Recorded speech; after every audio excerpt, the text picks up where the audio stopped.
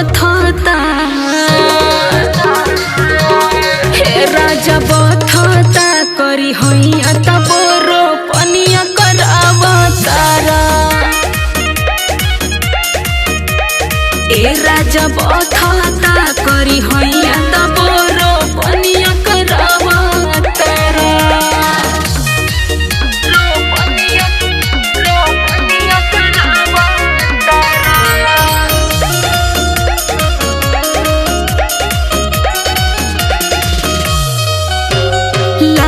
महावर छूट जाए राजा जी पौआ के पायल टूट जाए राजा जी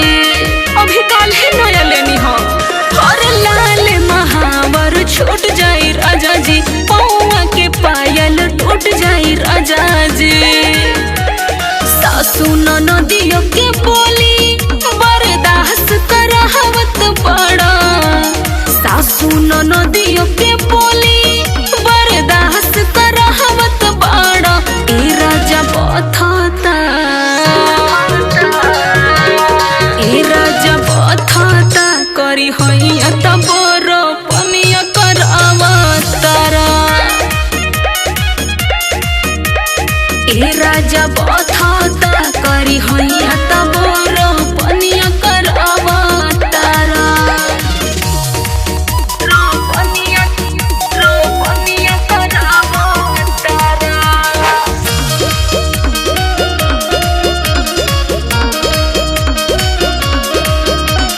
नरमी कलैया दर्द करे राजा जी सगरो बदनिया सरद करे राजा जी बड़ा निर्दयी बड़ा हो अरे नरमी कलैया दर्द करे राजा जी सगरो बदनिया सरद करे राजा जी घर भर के जिम्मेदारी से अवगत करावत बड़ा घर भर के जिम्मेदारी से अवगत करावत बड़ा ए राजा बथता ए राजा बथता करी होइया तबरो पनिया करावतारा ए राजा बथता करी होइया तबरो